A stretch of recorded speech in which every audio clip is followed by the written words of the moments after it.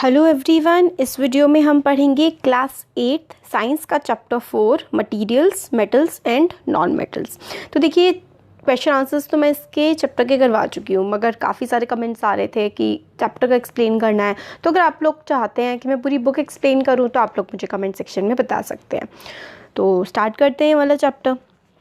तो हमें स्टार्टिंग में बताया गया मटेरियल ऑब्जेक्ट आयरन कैसा होता है, कोल, सल्फर, कॉपर वगैरह जो होते हैं हमें दिखने में कैसे होते हैं, शाइनी से होते हैं या डल से होते हैं, हार्डनेस कैसी होती है, मतलब बहुत ही हार्ड होते हैं, मोड़ नहीं सकते आप अपने उन्हें हाथ से, या किस टाइप का होता है। तो वो हम लोग इसका आंसर हमें आगे चैप्टर जब पढ़ेंगे तब मिलेगा। तो देखिए, materials, can you name the materials which are metal. Metal कौन से मटीरियल होते हैं, तो मेटल की कुछ प्रॉपर्टीज़ होती हैं, तो वही हम लोग पहले देखेंगे। मेटल और नॉन मेटल को हम उनकी फिजिकल और केमिकल प्रॉपर्टीज़ के बेसिस पे जो है वो डिवाइड कर सकते हैं। तो देखिए, हम लोग को पहले ही पढ़ चुके हैं जो फिजिकल प्रॉपर्टीज़ होती है मेटल की, जैसे कि लश्य, मेटल जो है वो चमकता है, मेटल काफ़ी जो है हार्ड होते हैं, मेटल मेलिएबल होते हैं, डक्टाइल होते हैं, ये सारी की सारी प्रॉपर्टी अब हम लोग इसमें देखेंगे, physical properties of metals and non metals.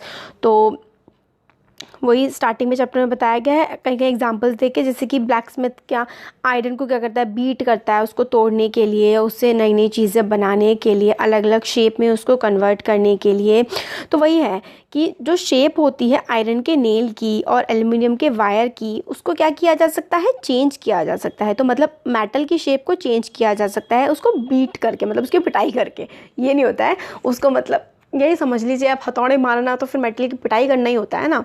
तो मेटल की बीटिंग करके उसकी शेप को जो है वो चेंज किया जा सकता है, और जितना ज़्यादा आप उसको बीट करेंगे उतना ज़्यादा पतली शीट्स में आप उसको जो है चेंज कर सकते हैं। और आप जैसे कि जो सिल्वर फॉइल होती है जिसमें खाना जो है वो पैक किया जाता है, और उसको स्वीट्स के ऊपर भी क्या होता है, लेयरिंग होती है, स्वीट्स को डेकोरेट करने के लिए यूज़ किया जाता है।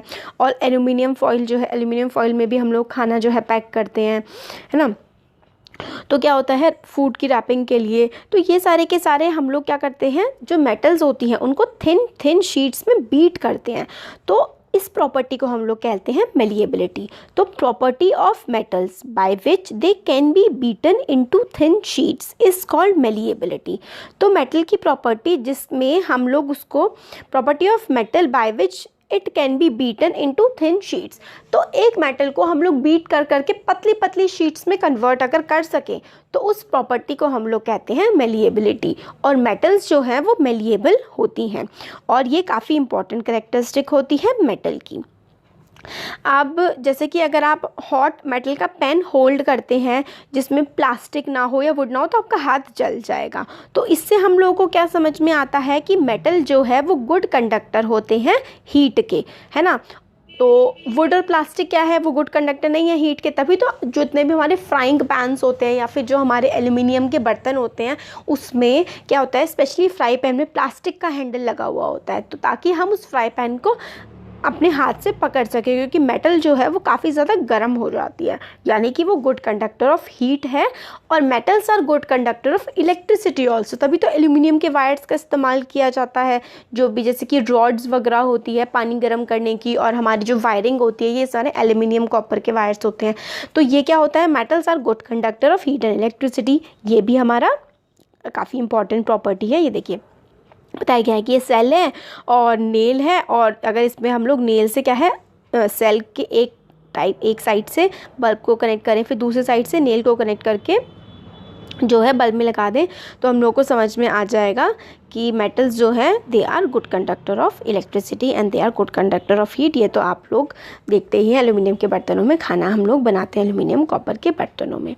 और you observe that rod, iron rod, nail, copper wire, ये सब क्या है, गुड कंडक्टर्स हैं। सल्फर पीस, कोल पीस, ये पुअर कंडक्टर हैं। तो ये सल्फर, कोल क्या है, ये मेटल्स तो है नहीं।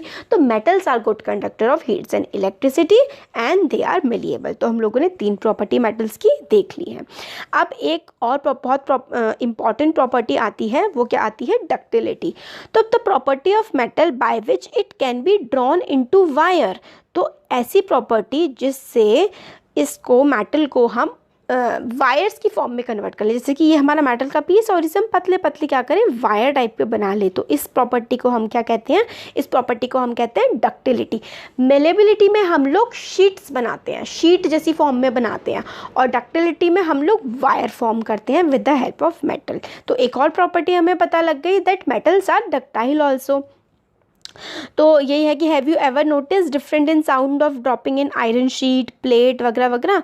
तो शीट क्या होता है, जो मेटल होती है ना वो सोनोरस होती है, तो इसमें हमें यही बताया गया है। नेक्स्ट प्रॉपर्टी मेटल की क्या होती है कि वो एक अलग सी साउंड क्रिएट करती हैं, इसलिए जो घंटी होती है मंदिरों में वो लोहे की होती है या फिर किसी ना किसी मेटल की होती है, तांबे की होगी, पीतल की होगी, मोस्टली क्या होती है, पीतल की होती है।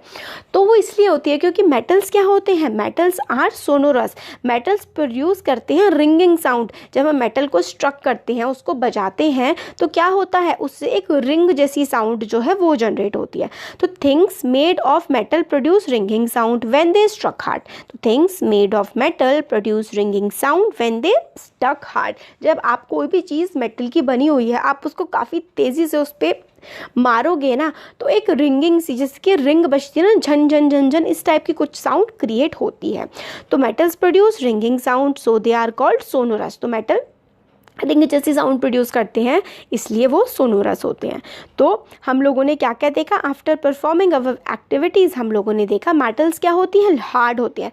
हार्ड कैसे, देखिए आप लोहे को क्या अपने हाथ से मोड़ सकते हैं, नहीं मोड़ सकते ना। आप रबड़ को अपने हाथ से मोड़ सकते हैं। तो जिस चीज़ को आप उसकी शेप इजीली चेंज ना कर पाएँ, आपको जिसकी शेप चेंज करने के लिए बहुत ही मशक्क़त, बड़ी मेहनत करनी पड़े, तो वो क्या चीज़ होती है, वो चीज़ हार्ड होती है।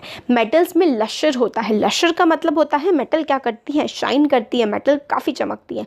तो सोना हो गया, गोल्ड हो गया, है ना, सिल्वर हो गया, लोहा जो नया होता है तो काफ़ी चमकता है, एल्यूमिनियम कितनी चमकती है, कॉपर चमकता है।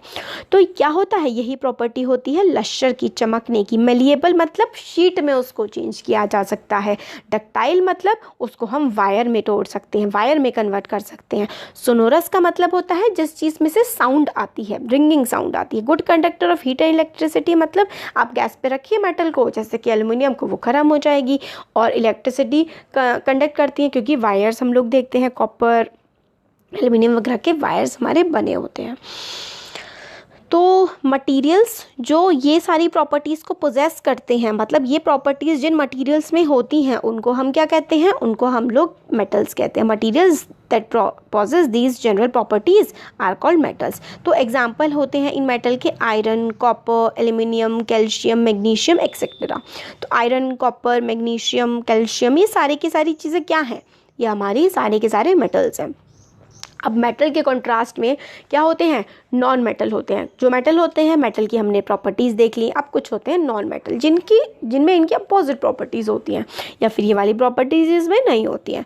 तो मटेरियल्स जैसे कि कोल हो गया, सल्फ़र हो गया, ये काफ़ी सॉफ्ट होते हैं और काफ़ी डल होते हैं अपीयरेंस में, मतलब हार्ड नहीं होते, काफ़ी सॉफ्ट से होते हैं, शाइनी नहीं होते, डल डल से होते हैं। कोल में से आपको कौन सी शाइन आती है, सल्फ़र में से भी कोई शाइन नहीं आती है। तो ये क्या होते हैं, ये हमारे नॉन मेटल होते हैं। और ये break down into powdery mass on tapping with the hammer. और हैमर से आप टैप करेंगे, हैमर होता है हथौड़ा, हथौड़े से आप इनमें मारेंगे, हार्ड नहीं होते ये, तो क्या करेंगे, पाउडर जैसी चीज़ में कन्वर्ट हो जाएंगे। इनमें से कोई साउंड भी नहीं आएगी। ये इलेक्ट्रिसिटी के, हीट के भी पुअर कंडक्टर होते हैं। तो इनको हम क्या कहते हैं, इनको हम लोग नॉन मेटल कहते हैं। और नॉन मेटल के एग्जांपल है जैसे कि सल्फ़र, कार्बन, ऑक्सीजन, फॉस्फोरस, ये सारे के सारे एग्जांपल हैं हमारे नॉन मेटल के। अब बॉक्स जो है बड़े इंपॉर्टेंट होते हैं। तो देखिए, metals like sodium and potassium are soft. अब कुछ एक्सेप्शंस होते हैं, हर चीज़ का एक्सेप्शन होता है, कुछ ना कुछ अलग चीज़ तो सब में मिल ही जाएगी। सोडियम और पोटेशियम क्या है, मेटल है, मगर इतने सॉफ्ट हैं कि इनको हम लोग चाकू से भी काट सकते हैं। और मर्क्यूरी एक इकलौती ऐसा मेटल है जो लिक्विड स्टेट में हम लोगों को मिलती है रूम टेम्परेचर में। तो ये हमारे एक्सेप्शंस है और ये इंपॉर्टेंट भी हो जाते हैं। तो सोडियम और potassium are soft at room temperature and are soft and they can be cut with the help of knife बोला, चाकू की मदद से सोडियम और पोटेशियम को काटा जा सकता है, बजाय कि ये मेटल होते हैं, तो ये सॉफ्ट होते हैं। कुछ एक्सेप्शंस हैं। मर्क्यूरी जो है वो एक लौता ऐसा मेटल है जो लिक्विड होता है रूम टेम्परेचर पे।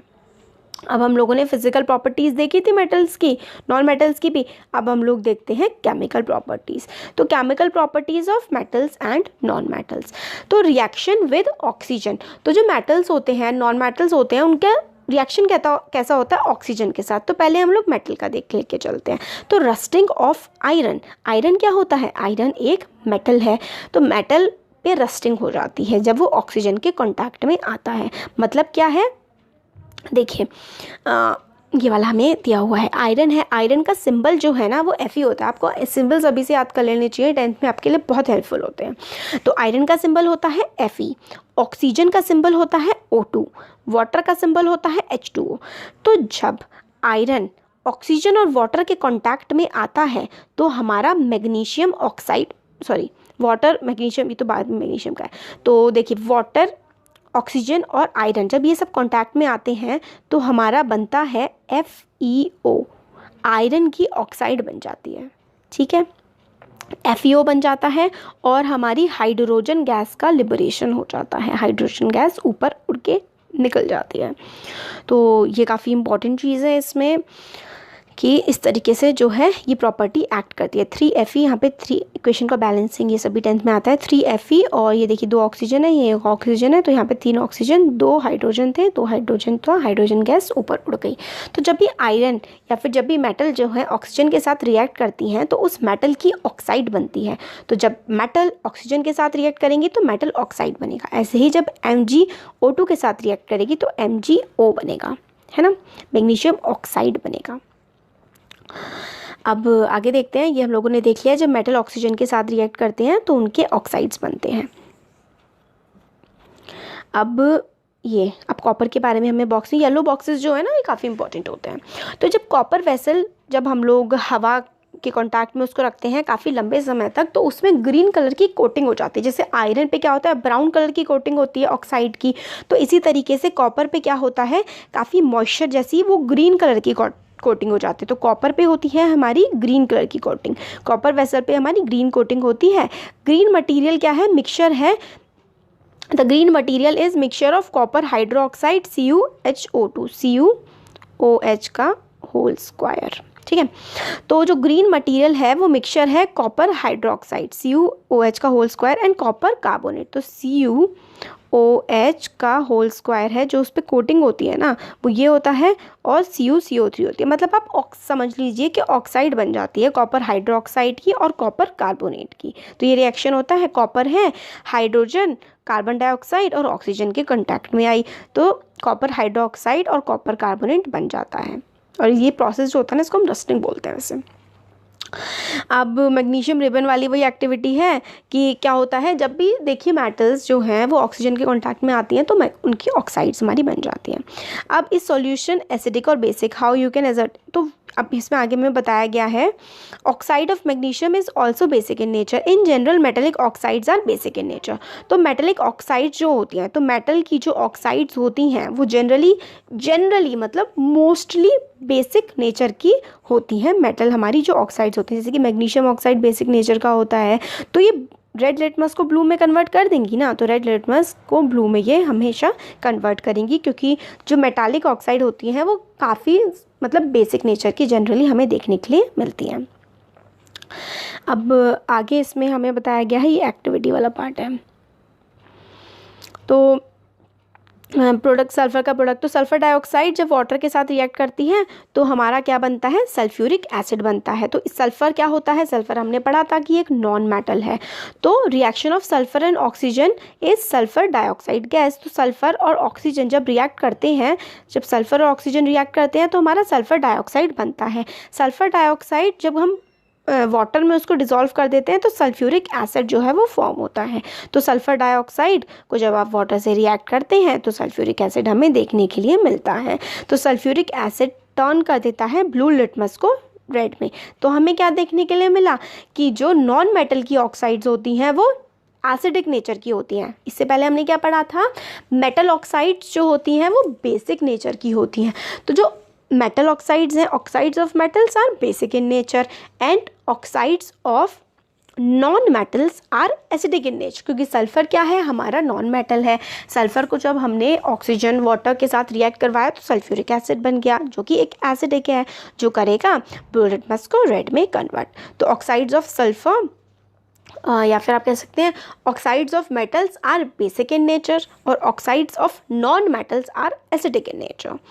अब वाटर के साथ कैसा रिएक्शन होता है, अभी हम लोगों ने ऑक्सीजन के साथ देख लिया। मेटल और नॉन मेटल वाटर के साथ कैसे रिएक्ट करेंगी, तो देखिए पहले वाला बॉक्स देख लेते हैं। Sodium metal is very reactive, तो सोडियम एक मेटल है और सोडियम काफ़ी ज़्यादा जो है वो हमारी रिएक्टिव है। It reacts vigorously with oxygen and water, और ये ऑक्सीजन और वाटर के साथ काफ़ी ज़्यादा तेज़ी से रिएक्ट करती है। Lot of heat is generated in reaction, और काफ़ी ज़्यादा हीट जो है वो जनरेट होती है रिएक्शन में, और इसलिए हमें इसको केरोसिन में जो है वो डिप करके रखना पड़ता है। तो जो सोडियम है वो बहुत ही ज़्यादा रिएक्टिव मेटल है, मतलब हवा में एकदम से आप कह सकते हैं कि वो जलने लगेगी, हीट जनरेट करने लगेगी। इस वजह से क्या है, हमें सोडियम मेटल को हमेशा केरोसिन में डुबो करके रखना पड़ता है। तो अब हम लोग वाटर के साथ रिएक्शन देख रहे हैं, है ना। तो हम लोगों ने देखा कि सोडियम जो है काफ़ी ज़्यादा विगरसली हवा के साथ, ऑक्सीजन के साथ, वाटर के साथ रिएक्ट करती है, मगर सारी मेटल्स ऐसा नहीं करती।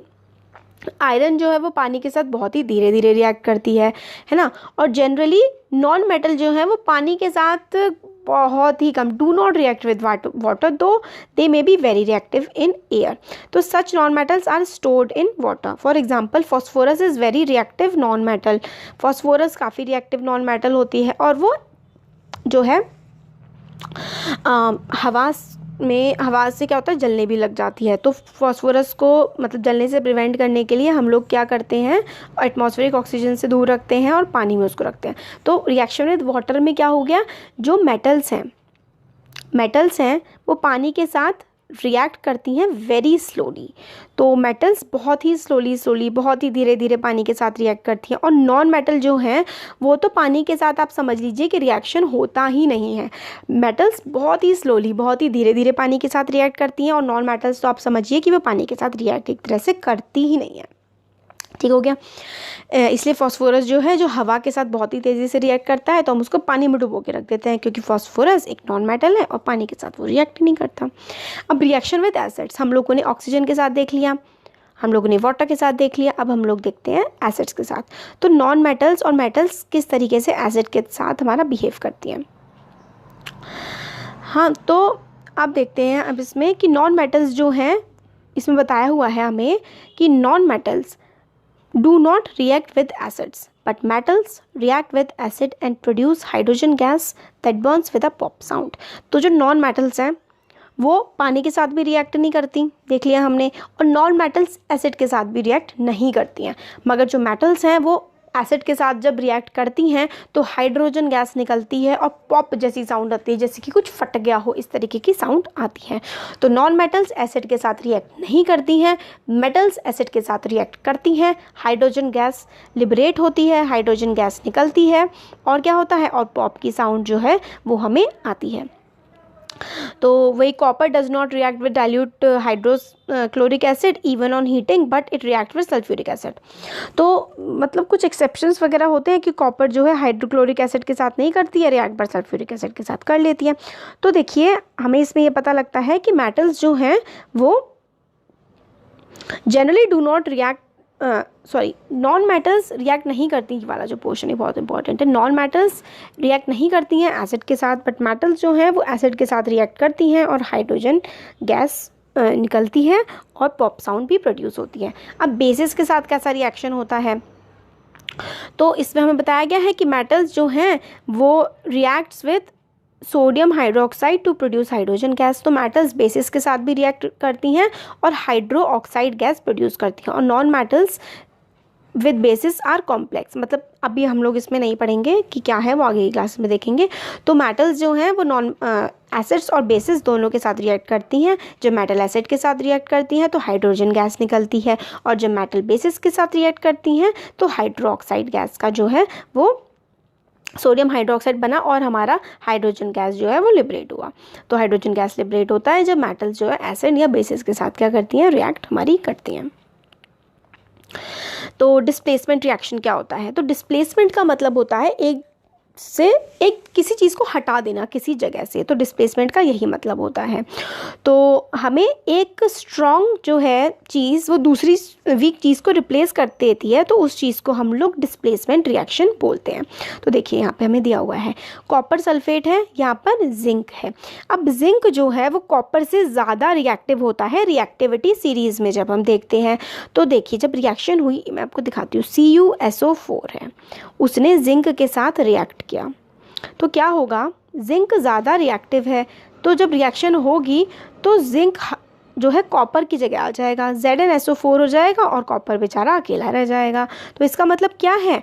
डिस्प्लेसमेंट रिएक्शन का मतलब होता है कि कोई एक चीज़ दूसरे को डिस्प्लेस कर रही है। यहाँ पर जिंक जो है वो देखिए, जिंक ने कॉपर को रिप्लेस कर दिया। यहाँ पहले कॉपर था, अब जिंक आ गया, तो जिंक ने क्या किया, कॉपर को रिप्लेस किया है, कॉपर को हटा दिया, भगा दिया जिंक ने कॉपर को, और खुद उसके जगह आकर के बैठ गया, और बेचारा कॉपर अब हमारा अकेला हो गया है।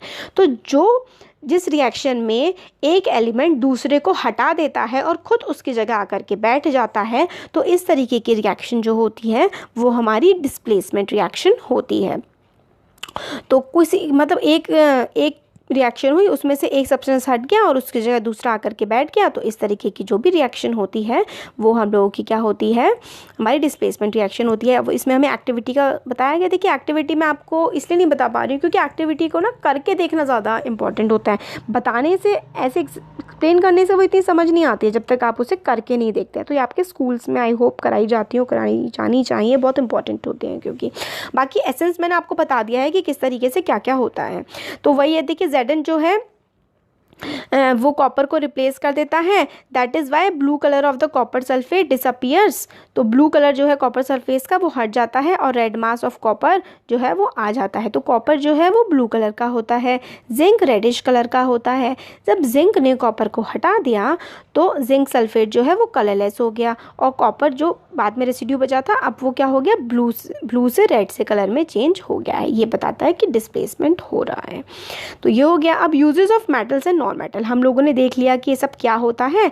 अब हम लोग देख लेंगे कि मेटल और नॉन मेटल के इस्तेमाल क्या क्या होते हैं। देखिए बहुत इस्तेमाल होते हैं मेटल्स और नॉन मेटल्स के। तो मशीन बनाने के लिए, ऑटोमोबाइल जो ये रिक्शा हो गई, हमारी बाइक्स हो गई, हमारे घर की बहुत सारी चीज़ें मेटल से बनी हुई हैं, है ना। जैसे कि लोहे के टेबल हो गए, हमारे किचन के बर्तन हो गए। तो देखिए aeroplane, train, satellite, industrial gadget, cooking, हमारे बर्तन, हमारे वाटर बॉयलर्स, ये सारे के सारे क्या होते हैं, हमारे मेटल से बने हुए होते हैं, है ना। तो अब मेटल्स के तो ये सारे के सारे यूज़ हो गए। अब नॉन मेटल्स के देखते हैं। Non metal is essential for a life which all living beings inhale during breathing. तो नॉन मेटल्स क्या है, हमारी ऑक्सीजन है, नाइट्रोजन है। तो ऑक्सीजन हम लोग इनहेल करते हैं ना, तो ये नॉन मेटल है। तो कितनी इंपॉर्टेंट है देखिए। नॉन मेटल्स को फर्टिलाइजर्स की तरह इस्तेमाल किया जाता है, जैसे कि नाइट्रोजन, फॉस्फोरस नॉन मेटल्स है। इनको फर्टिलाइज़र, उर्वरक, जिससे हमारे ज़मीन की फर्टिलिटी मतलब बढ़ती है, तो वो फर्टिलाइज़र करते हैं वो काम। Non metal used in fertiliser to enhance the growth of plant. तो फर्टिलाइज़र का यूज़ किया जाता है प्लांट ज़मीन में प्लांट की ग्रोथ को बढ़ाने के लिए। नॉन मेटल जो है वो वाटर प्यूरिफिकेशन के लिए भी इस्तेमाल किए जाते हैं। नॉन मेटल जो है वो used in purple colour solution which is applied on wounds as an antiseptic. तो एंटीसेप्टिक का भी ये काम करते हैं। और क्रैकर्स में पटाखे जो होते हैं, फट्टा करके साउंड निकालने के लिए नॉन मेटल्स का इस्तेमाल किया जाता है। तो ये सारे के सारे हमारे यूज़ हो गए।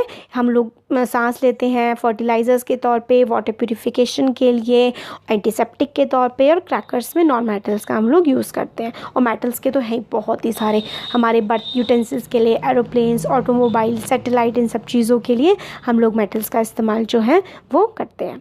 तो ये जो है हमारा चैप्टर का पूरा एक्सप्लेनेशन हो चुका है। क्वेश्चन आंसर्स ऑलरेडी अपलोडेड हैं, आप वो देख सकते हैं।